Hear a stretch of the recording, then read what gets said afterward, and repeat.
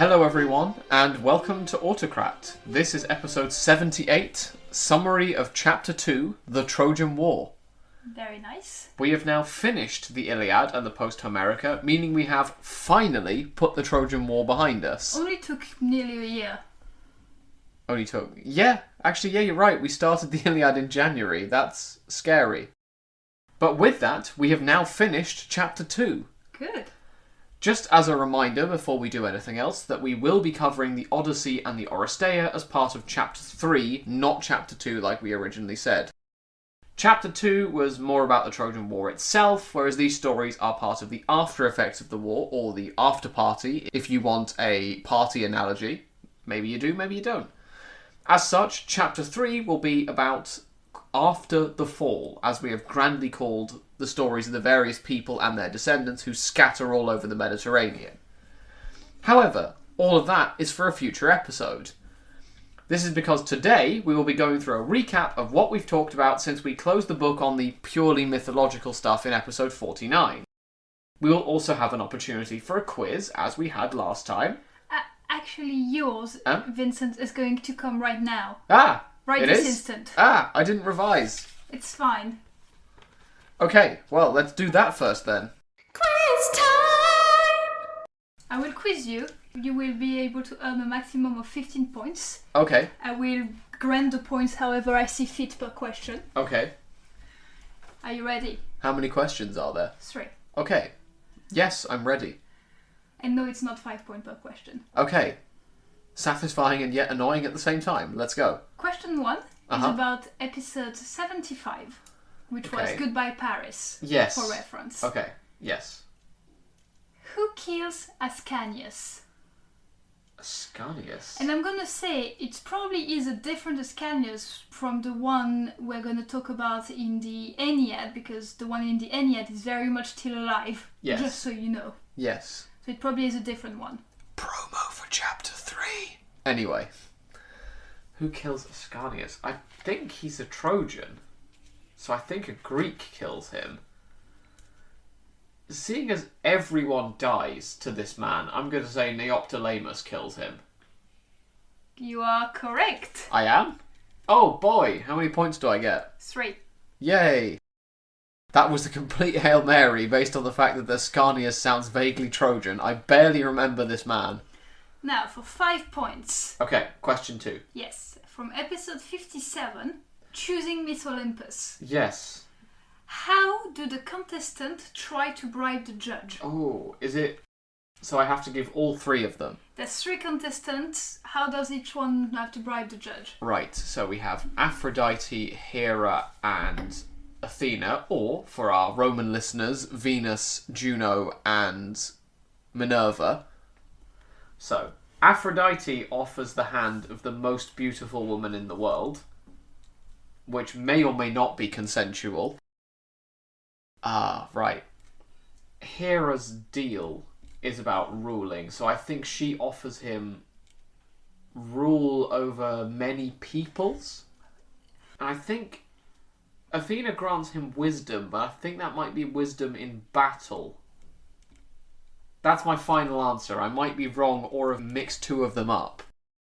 Well, you're not very right, so I'm going to award you 3 points.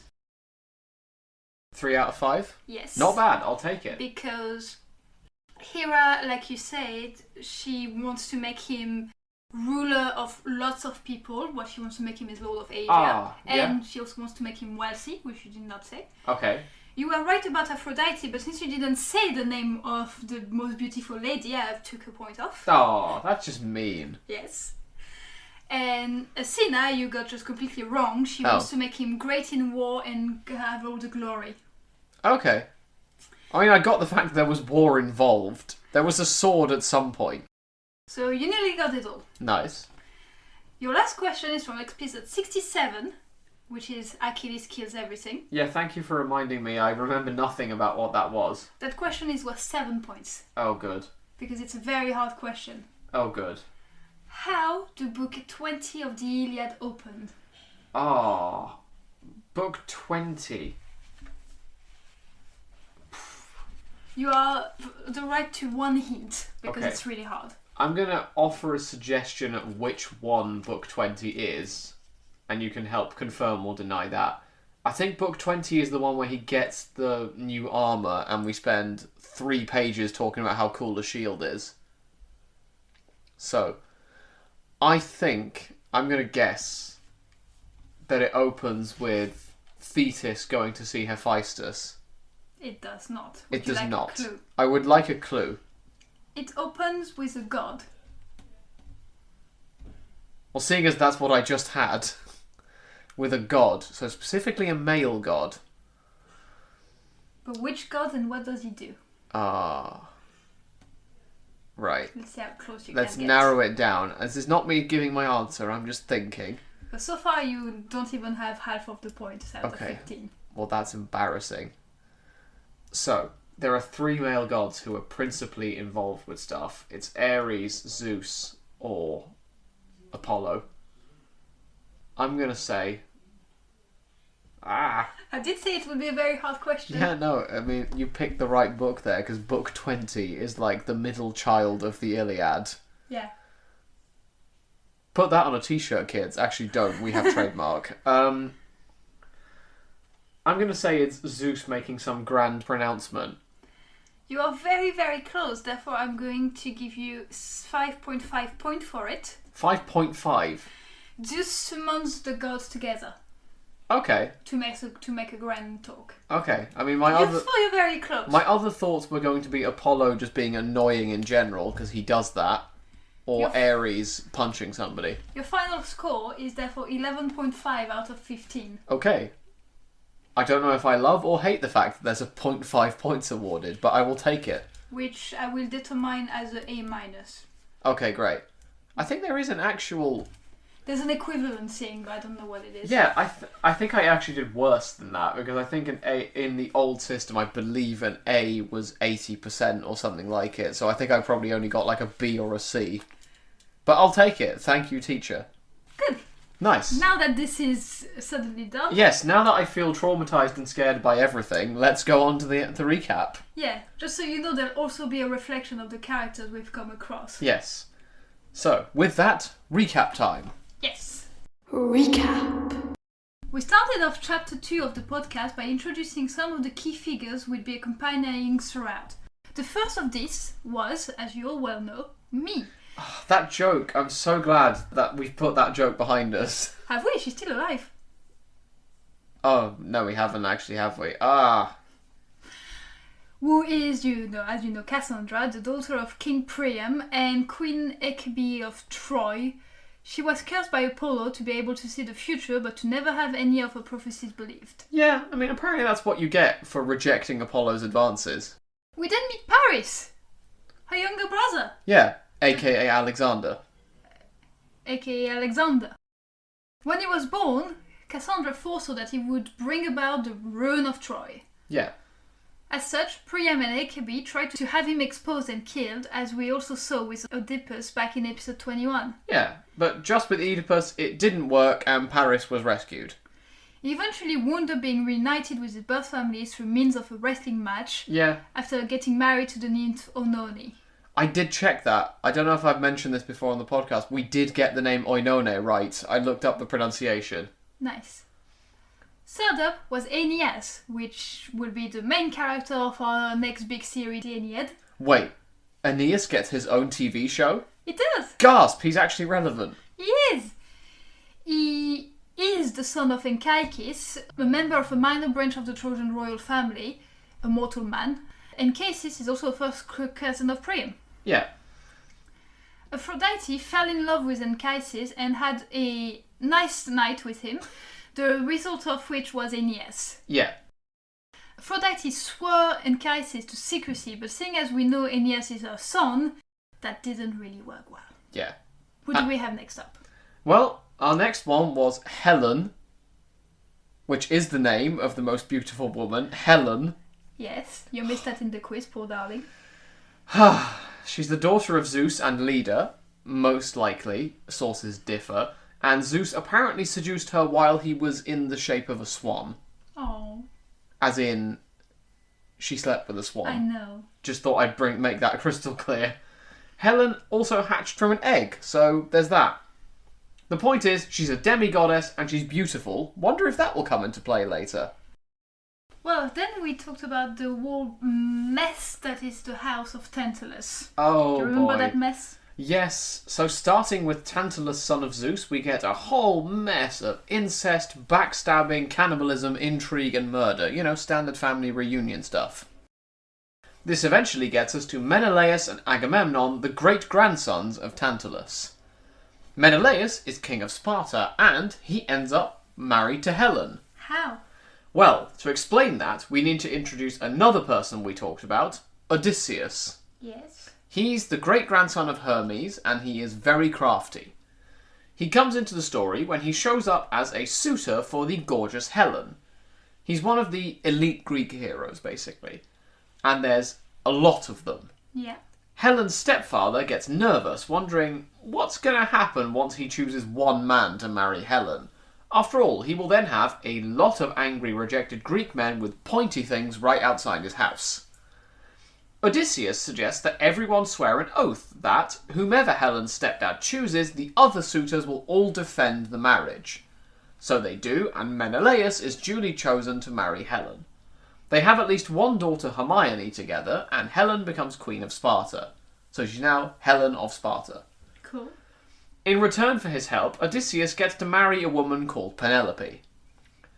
Now, this may have been his real aim all along, as far as I remember, as he never thought he had a realistic shot of marrying Helen. Then, finally, we talked about Achilles, the son of Peleus and Thetis, and the mightiest Greek warrior.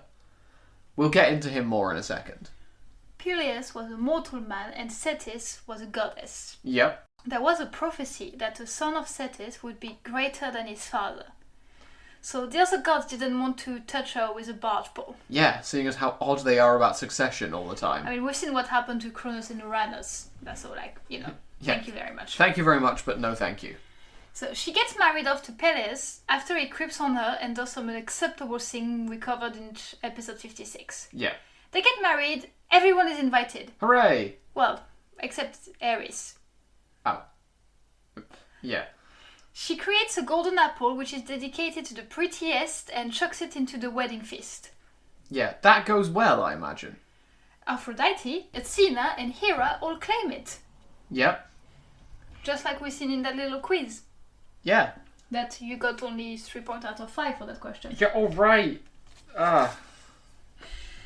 Surprisingly, Zeus, the relative of the 3 claimants, does not want to make one of them happy and 2 of them mad. Who could have guessed? So the gods need to find an important mortal. Okay. Well, that's Paris.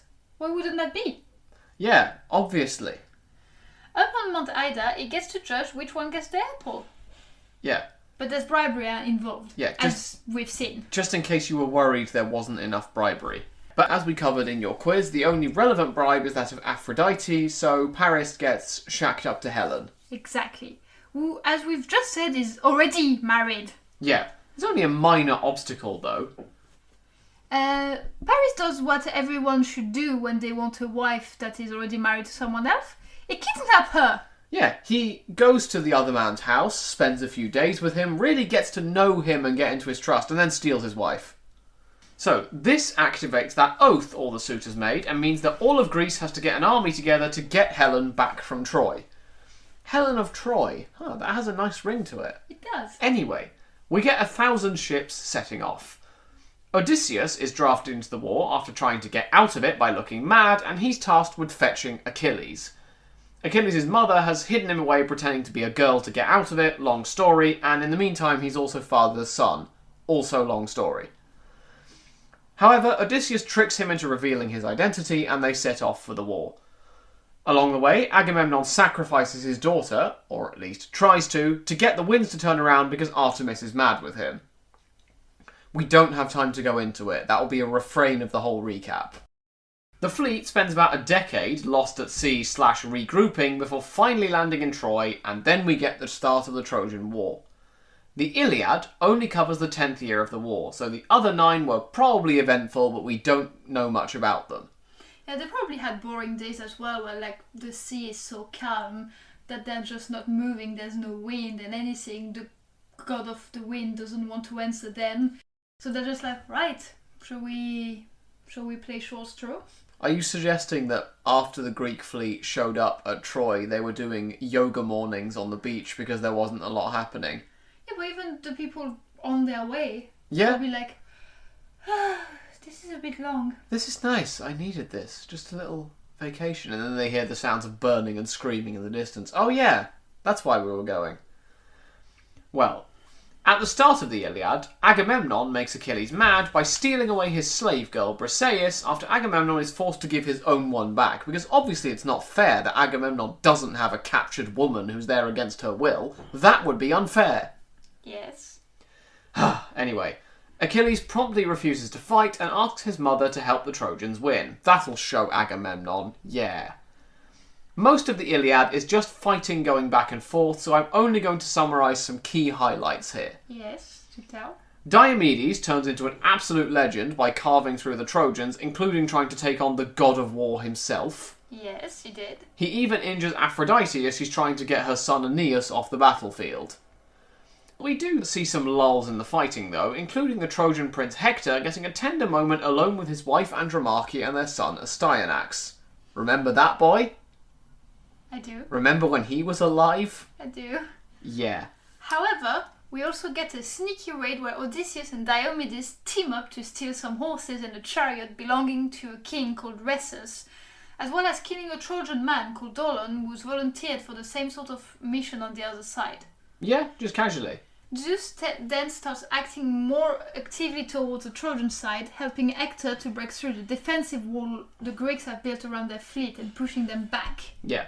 Hera puts a stop to that plan by seducing Zeus, knowing that, he will fall asleep, as men do. Yeah. Yeah, the pro-Greek gods can then wreak some havoc after he falls asleep, after something happens. Something. We then finally get to the crucial events of the Iliad. Yes, we do. That is because a man called Patroclus gets involved. He is the friend, and possibly lover, of Achilles. Yeah. He wants to go out and help the Greeks, seeing how badly they are being routed. Yeah. Achilles refuses to go until Agamemnon apologizes, but he allows Patroclus to wear his armor and fight. That way the Trojan will think Achilles has come out to fight. They'll just be as scared as if it actually showed up. Yeah. Win-win. Yeah. Well, predictably, guess what happens? Everything's fine forever. No. Hector kills Patroclus. Oh. Yeah, he does. Yeah. When Achilles finds out about this, he goes ballistic. He makes up with Agamemnon and gets Hephaestus to make him some new armour. Which was not the start of Book 20. Curse you, Book 20. Curse you. Anyway, he absolutely destroys the Trojans in a whirlwind of violence and even fights the river Scamander itself. I'm pretty sure that's Book 19. Like, from the episode Achilles kills everything. Yeah. And the river is still not Eddie Redmayne, by the way. Finally, Achilles kills Hector and drags his body around the city of Troy behind his chariots. Hector's father Priam arranges for his ransom and gets him back into the city. That's where the Iliad ends. The Posthomerica by Quintus Smernaeus then picks up the narrative. Both the Amazons and the Ethiopians try to rescue Troy, but Achilles destroys both of them. However, Achilles himself then dies at the hands of Apollo, leaving the Greeks in shock and mourning. The Trojans get a bit of a reprieve as a grandson of Heracles shows up, essentially being the new rock star of the story. The Greeks recover Achilles' armour and we get a dispute over who actually gets it, ending with one of the two Ajaxes going insane and killing a bunch of sheep before getting rid of himself. Yeah, that happens. Yeah, that happens. The Greeks then go and fetch Neoptolemus, the son of Achilles. He gets into a fight with Eurypylus and manages to kill him, proving himself Daddy's special little boy. We also get Paris dying. He gets shot with one of Heracles' poison arrows, fired by a guy called Philoctetes the Greeks also convinced to turn up. They're just getting everyone to show up at this point. Paris' first wife Oenone could have saved him, but she angrily refuses. Paris then dies, and Oenone throws herself onto his funeral pyre. Finally, the Trojans just retreat into the city after the fighting. The Greeks decide on a cunning plan. They build a wooden horse and hide some of their best men in it. The rest of the army then head to the ships and retreat out of sight. One man, called Sinon, is left behind under the horse. The Trojans find it, and he tells them it's an offering left behind after the Greeks gave up in defeat. Cassandra is having none of this story, but the rest of Troy is overjoyed and wheels it into the city, having a party. In the night, the Greeks inside the horse spread out into the city, kill the guards, open the city gates, and signal the rest of the army to come back. The Greeks then return and start killing and sacking. The Trojan men get killed, and the women get captured and turned into slaves. This includes Andromache, who is given to Neoptolemus, and her son Astyanax, her little baby boy, gets thrown off a tower. Yeah. Aeneas wakes up, sees the city falling, and runs, taking his dad Anchises and his little son with him. The Greeks, after they're tired of killing everything, set off for home. However, they get divine wrath visited on them. This is because the Ajax who isn't dead did something unspeakable to Cassandra in a temple of Artemis while she was praying to Artemis. The Greeks get either drowned or scattered, with the exception of Neoptolemus, who makes it to Epirus around modern-day Albania. And that is where chapter 2 ends, on a massive cliffhanger. Yeah. With that done, it's time for your quiz. I had written our quiz, but I guess it's your one. Yes. Quiz time! Question 1. Yes. You may remember a man called Pelops from the early parts of the chapter. This was the man who got his shoulder eaten by the gods and replaced with an ivory one. What relationship did he have to Tantalus? His son? Yes, it is his special little boy who he loved so much that he chopped up and served him to some gods. You know, fatherly love. Question 2. What animal did Hecabe get changed into after Troy fell? Is it a mammal? It is a mammal. A badger? No, you're on the right lines, I guess, in terms of size. A cat? Getting closer. A dog? Yes. I think we speculated about which dog breed it was, but I can't remember. We did. Question 3. Which two gods worked together to destroy the wall around the Greek fleet? I will give you a hint if you want. They're two brothers. They're all brothers. Yeah, they are all brothers. Okay, want me to give you one of them? Sure. Zeus is one of them. Yeah, would have guessed Zeus. Yep. Poseidon. Yes. Ding. I will allow you to have that. Question 4. Hector, Paris, and Cassandra all have an older half-brother by Priam's first wife, Arisbe. What happens to him? What's the brother's name? I think it's Asarchus. I'm guessing he dies because all the sons of Priam ends up dead. Kind of. I will give you a hint in saying that it's Ovid who tells us about Asarchus. What book does Ovid famously write that we talk about? The Metamorphosis. Yes, good. So, what do you think happens to our friend Asarchus? I think he gets transformed into something. He does? Want me to tell you? Yeah. He gets transformed into a bird. I couldn't find which specific one. A seagull. Ah, that would be awful. Yes. Ah, not only are you out of the line of succession, you're now a seagull. Ah. Finally, this is a question for which you can get 2 separate points. Mm-hmm. Aside from Heracles, at least 2 other Greek heroes that we covered in Chapter 1 have grandsons involved in the Trojan War. Can you name one or both of them? One of them is more famous than the other, I'll say that. I will give you the hints of bull and horse. One of them quite likes mazes.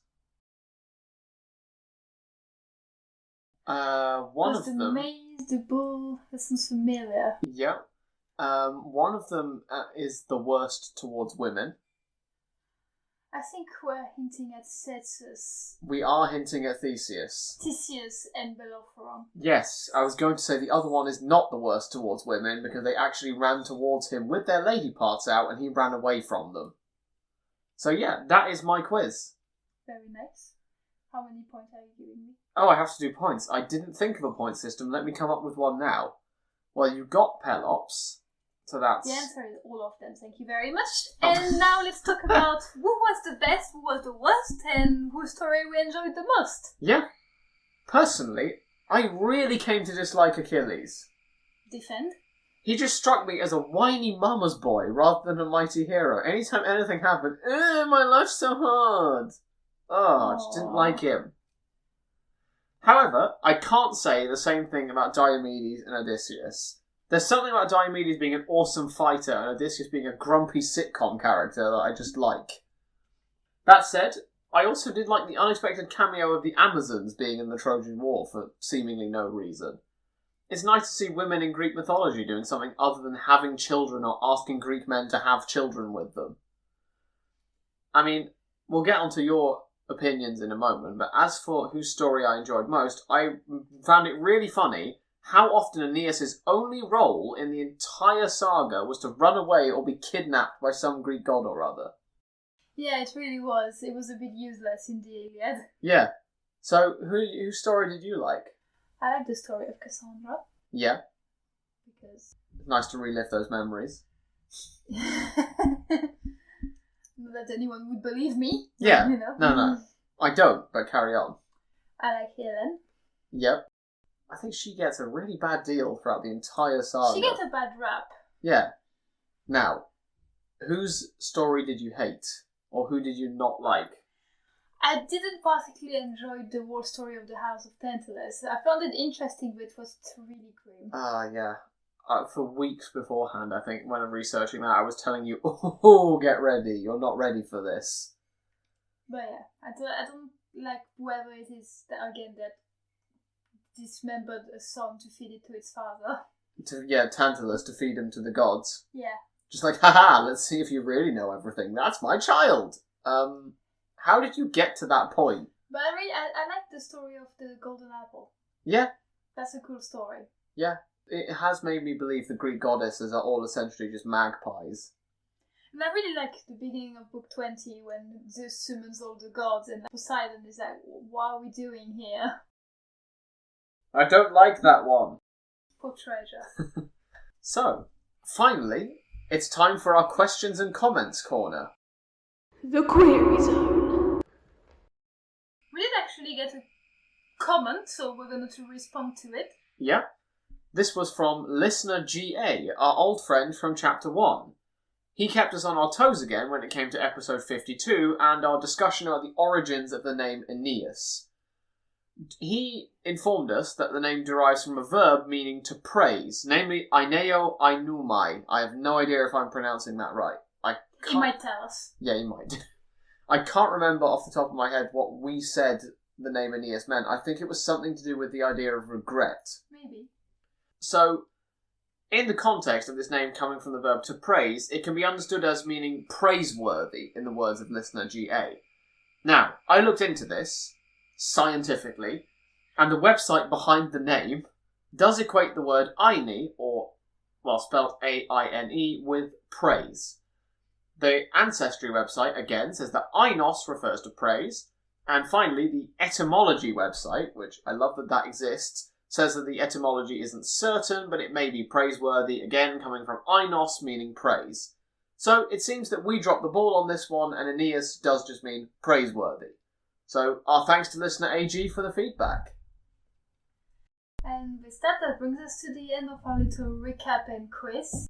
I got 15 out of 15. Vincent got 11.5 out of 15. So I think I win. It must be so nice being able to award yourself the points. It's so relaxing. It is. And that's why this is an autocracy. I think that gets you a bonus point. You're now on 16 out of 15. Yeah. I'll even round up yours. You can be on 12. Yay! But because I was nice, you're going to give me more money at your next tax rate. How am I the emperor and paying you tax? Because I'm the empress and, queen of everything. I'm responsible for the household upkeep.